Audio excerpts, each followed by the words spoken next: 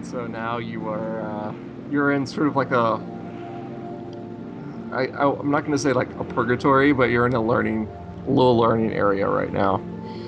This was if I remember correctly, this was one of the more involved puzzles. Oh no, I don't want to be here. It's not really involved. I think I Or will say I got super involved in trying to figure the freaking thing out. I it's a puzzle about it's trying to teach you a lesson. Uh, and you'll use it a couple of times throughout the whole game, and The Yeah. lesson is that you're worth. it's actually really cool that the game actually sort of teaches you smaller lessons as you're going through it, and then wants you to apply those lessons to bigger things. So Okay. this one right here, there you go. Is it really fun to watch this? Yes. Yes, Knowing that actually, you know it's how to solve it. no, I think no, it's super fun to watch this. One of the really cool things I saw Alexander do was for PAX East and for PAX. He had a booth set up for Antichamber, and they would have dual monitors, so you could play the game, but then there would be a Hmm. monitor on the other side of your console, so other people could watch you play the game Hmm. as you played it. And there would be a huge crowd of people just standing around just watching other people just go around in these loops or get confused or just figure out things. Uh-huh. So this is a yeah, you're gonna get you're gonna get stuck in this loop. Yeah, This is hmm? Let's quickly mention these arrows that keep appearing. So the game doesn't really ha- explicitly tell you what to do and where to go, but I did notice that if you get lost for long enough or get close to where you need to go but aren't going quite the right way, those arrows do appear to sort of guide you in the direction of what you're supposed to do. Yeah, and I don't know if I just imagine it, but I feel like they also change depending on where you are in the game. Because Yes. I feel like I've seen different arrows pointing in different directions in the same room later on. Like maybe Yeah, not Yeah. the they're same room, but checkpoint in markers some rooms. essentially. Yeah, So they do that. Okay, so for this one, when you hit the top of the elevator as you're riding it up, jump. Hmm. You'll need to jump to get to the very top because the elevator is going to just take you back to that room. But So if you happen to jump at the very last moment, you can get to the next area. I was really bad okay, at these which puzzles. I feel like I'm really bad at all puzzles. No, no, no. I mean, it's fun in that respect, but See, there's the arrow. okay. So let me see. I gotta go back. That's gonna So I screw mean, you up. this one Yep. is it's very physics based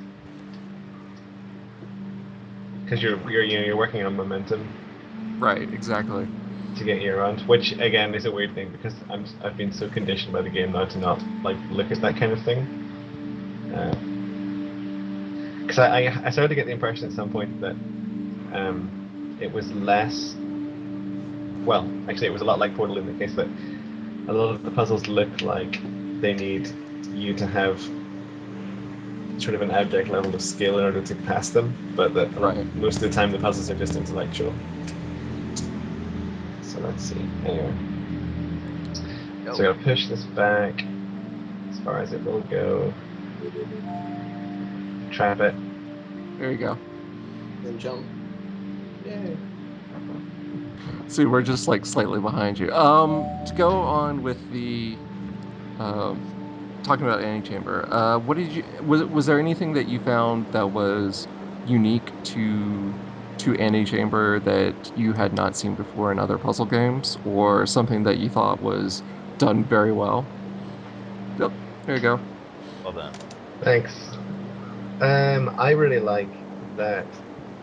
I don't know. I mean, I have to say I don't play a lot of puzzle games usually, So Hmm. this was definitely one that I was sort of interested and simultaneously reluctant to be the the show person for.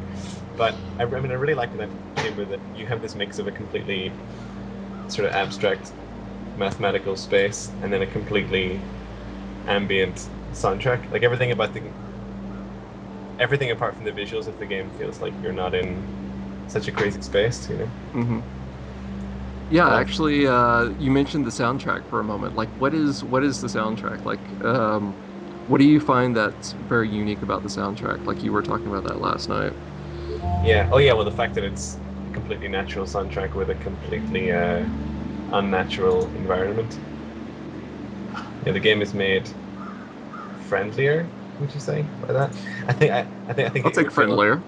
yeah, it would feel a lot more clinical without that, I think. You know, you would have a lot more of the like that Portal feel where you are in like a laboratory, whereas the addition of the soundtrack, I think, makes it sort of even more super to that kind of extent. Like you don't feel Right. like you're in that kind of environment. It just doesn't feel like a lab. It feels like, sort of like a dream world. Oh yeah, completely. I like that how you are very hesitant about moving forward because you don't have a block. Yes. Like you feel a little naked.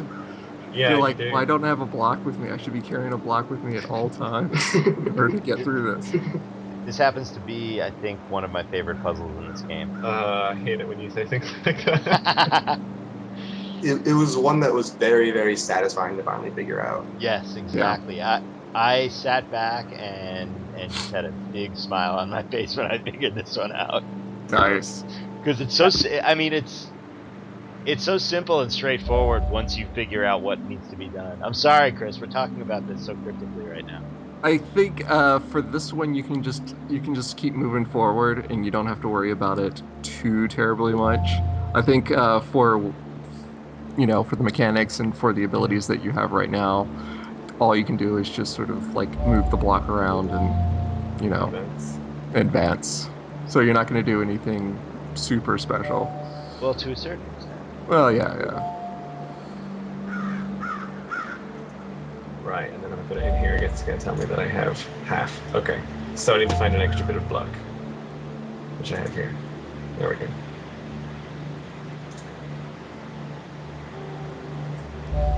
Nope. So before I do that, maybe it's going to open. No. Hmm. Oh, Ah, very close.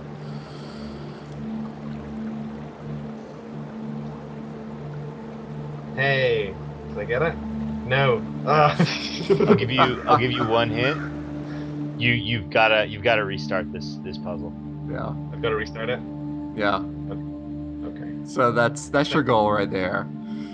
okay, so you hit escape. That takes you back to the starting point. So everyone's aware of that. I like And that that's the where I game left. has a sense of, one of the things I like about the game is that it has a sense of humor about it, that it knows at certain points where you're just going to be stuck or like what you had to do to get to where you are now. Uh-huh. And so like you'll see things like, yeah, you're stuck. You're going to have to escape or it'll be a little snide about, you know, what's going on and so on and so forth. So, Yeah. Yeah, it's a really amazing amount of pressure to try and solve a puzzle with three people who've already solved the puzzle, watching you play the puzzle. well, All right. fine, fine. We'll let you do your thing and we'll talk about something No, else. Well, no, it's no, good. no. We can. I mean, there's plenty of things we can talk about. Antichamber, especially with the different abilities that you get with each of the guns, since you're so close to your next gun. How was that for you guys? Like picking up when you picked up like each of the guns. Uh, how did that really affect your gameplay? How did that how did that sort of like change the way you sort of approached or look at the game? There was with the first bit gun. It's as straightforward as can be. The game is very good about communicating. You know, this is what the gun does, and it's pretty simple. With the I think it was the second one. Is it the green one? The one, yeah, that's the one. That Yeah. is the second. It took me a little longer to figure out how the mechanics work of picking up blocks versus making blocks disappear. Right. Um, that I mean, the game is, I think, is very good about communicating some pretty complex concepts, or some pretty simple concepts in complex ways. But yeah, that one I don't think. I think it could have been handled a little better. I didn't. I felt lost as I was trying to figure out how the that one worked. I mean, I think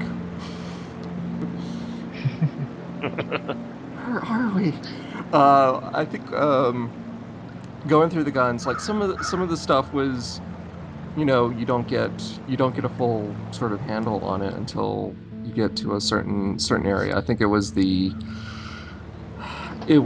might have been the red gun that took me a while to figure out that as soon as you start to pull the blocks towards one of those screens, basically one of those areas that like kills blocks, that Mhm. it sucks up like the whole thing. Hmm. And so like I think I went through a couple of sessions where I lost like everything because I couldn't stop this runaway train of blocks from Mhm. disappearing as it was going forward. For the green block, I didn't feel that way. I think, like I said, like one of the puzzles, the light the fuse, I think took me a little bit longer because there's subtleties within some of the rules about um, how things how blocks disappear and how you make blocks disappear within a line, like which blocks will disappear. If you have a line so long, and you take a block from this area of a line, Mhm. this will happen, or it will start disappearing from this part to go to this part, and so on and so forth. That one took me a little bit, but it was funny actually because it was that room, and then there's a room on the other side of it because that room takes you once you figure it out, that takes you to another gun. That takes you to the third gun, I believe. And once you figure, but there's also a room that you can use to get to that same gun. And I had the exact same problem where it was, uh, you had to start a chain reaction in order for the door to open, but the chain reaction had different timing Oh with yes. with two switches. So two switches had the same timing as the other two switches, but the one pair of switches would fire first and the other two switches would fire Oh second. So you had yes. to count the number of blocks that the longer switches accumulated, put those with the shorter switches, and yeah, that's pretty much what happened. Exactly. No, That's pretty much what happened to me. oh wow, I remember that puzzle. I don't think I did that puzzle air quotes right, but I definitely did it. I'll, I'll take a air quotes wrong. How did you do it? um, I I noticed that I was able to get the door to rise a little bit each time. Uh-huh. So I basically stood there because you have unlimited block supply at that point. You can Right, get as many exactly. blocks as you want. So I basically stood there next to the door, and every time it would lift, I'd quickly turn around and stick a block underneath it to stop it from going all the way down, and incrementally just made it go higher and higher and higher until it was Right. raised enough for me to get through. Oh, that's perfect. Yeah, that's how I did it. Oh, you guys like you just Hint, hard hint, coded. Chris. And I go, Uh, Chris, sometimes you have to go backwards to go forwards.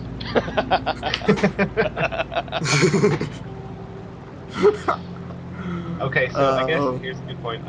I'll say at this point, I am not. I don't want to bash my head against this for so long while we're talking about it. So does anyone want to walk me through what I should be doing here? Tall and tan and young and lovely. The yeah, like maybe Yeah, yeah, that's that the one. one. That's the one. Okay. So I would So start I with get that. this. So I I get would this start one with the block. butterfly effect, Yeah. and then once again, don't lose that cube. Whatever you do. Whatever you do, whatever you're thinking, don't lose that cube. No, I mean Alexander Bruce will probably hate to hear this. I'm sure he's so sick of the Portal comparisons, but I think the fact that you get so attached to these blue cubes certainly has legs for a comparison to a certain other puzzle game that involves cubes. But I But think it's very different. I think for Portal, like, is this fake? I mean, it's not like fake, but you get attached to a cube. But for them, it's more like, they have a story behind it. You get attached to these Mhm. cubes because you know what they mean to you. You know that these cubes are your way through this maze. But it's kind of And interesting because as you get new gun abilities, Yeah, you like get Uh-huh. I don't know, I felt less attached to them yes, yeah. totally. Same because here. suddenly I can generate my own cubes and move Ah, them okay. around freely, and it's just it they lose some of that like necessary mysticism that Okay. they have at this point in the game where you have to just deal with whatever it gives you. It was actually that's a great point, Scott. It was very funny watching you before, Chris, when you were hoarding your blocks and being very careful about picking each and every one up. Because I Yeah. totally remember being at that point in this game, Oh, and then completely. getting to a point where it's just a non-concern because, as Scott said, you can just start generating your own. You become rich with bucks. Yeah, you Yes. do. But at the same time, like, there's like those areas that kill blocks become more and more prevalent Okay. as Well, you're playing. also like there's some of those things that kill blocks, like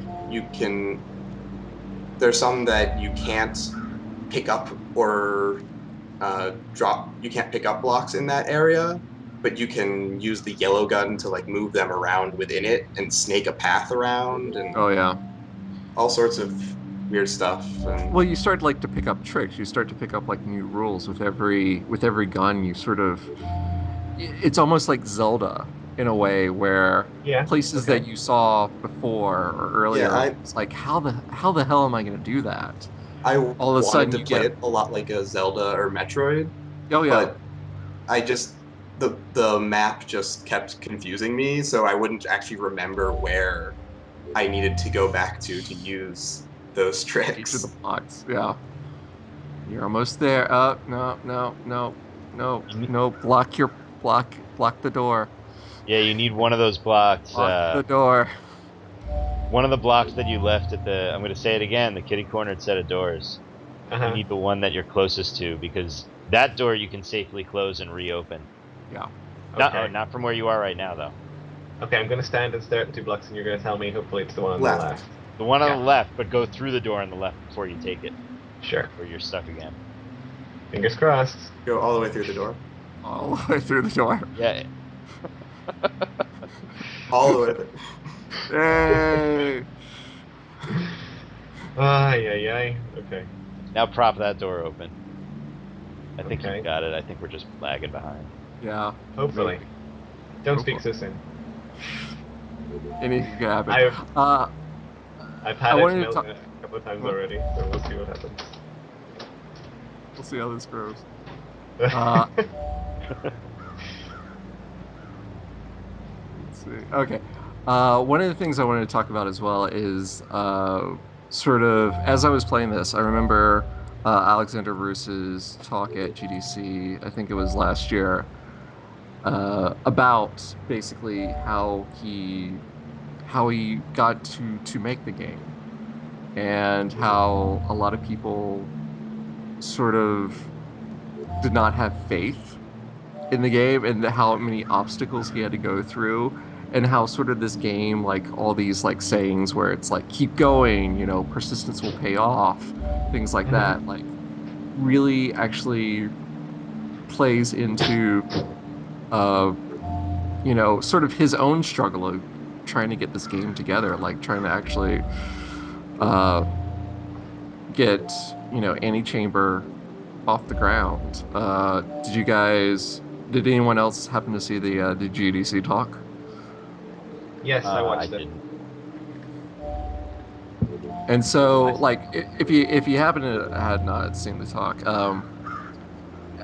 he was still in college at the time when he was putting this together, and it was actually this is part of something called Unreal happens to have a competition every year, Yeah, make and something and their unreal. competition is make something unreal. Yeah. And so he made a game, sort of, yay, Yeah. we're at the green. I He made finally a got the game gun. that was very much like uh, the first bit of Antichamber, where you see like all the sculptures and things like that. And there was a lot of the other puzzles that you happen to see. And the thing is, like, when you're dealing with something with the Unreal Engine, I guess, like, make something Unreal, a lot of people do like first person shooters. Hmm. And so one of the deals were that people were saying, you know, you shouldn't put this game in. You know, you're not going to win because everyone else is making these great first person shooters, and you're making a puzzle game, and people don't want puzzle games. They want these first person shooters. Yeah. And so he entered the game in that, and he also entered the game into TGS also has a competition, or not a competition, but they have a showcase every year for indie games. And so uh, he also he also put his game into that as well. And they once again told him, it was like, don't put your game into that, because, you know, what's the point? You're not going to get in, you're not going to win, you know, things like that. And as it turns out, he wins. I mean, you know, he's in Unreal Tournament. He gets into the TGS thing, and of course he has to go to Tokyo to show off his game. And once again, people are like, you know, don't go to Tokyo. You have your studies here. You really should be here studying rather than, you know, gallivanting around the world Yeah. for this like one competition that's not going to get you anywhere. And who's going to see this? And once again, he's like, you know, screw it. I'm going to go, even though everyone tells me not to go. Yeah. And it's this. I mean, it's really sort of fascinating that you can be in a part, like, he was a part in his life where like everyone is telling him like, you have no chance, you shouldn't be doing these things. And then all of a sudden he's just like, I'm going to do the one thing that people are going to tell me not to do, and hopefully it works out. And it did. And I think a lot of the stuff that you see in this game, where it is, you know, keep trying, think outside the box, Hmm. try something different, is sort of, you know, a response to that, a Hmm. response to him struggling, you know, going against what everyone else is saying in order to get this game together. And that sometimes the answer is the one thing that you don't think is possible. Yeah. The whole ethos of the thing is sort of like, just maybe sometimes what people tell you isn't always the right thing. Like, people don't give you advice for your benefit. Right, of course. I mean, and then once again, like, you know, they're looking at it from like everyone else. They're using their own logic. They're using their own sort of like, this is how things work. This is how reality works. Reality works like this. Here are the mechanics. Here are the rules of reality. And reality says that school is more important than giving something a chance. Or, Hmm. you know, if you put a puzzle game against first person shooters are always going to win. And I think that's part of like the design of the game, is that sometimes you have to think outside these rules, that the rules that you think are actually real in life are not the rules that are actually useful to you in this game. Yes, the whole thing of sort of checking your preconceived notions at the door is Hmm. something that you have to get into the mindset of. I mean, one thing I'm curious about is, as you progress through the game, there's four different weapons. Is that right? Let's not call them Yeah, weapons, guns. yeah, there are four different guns.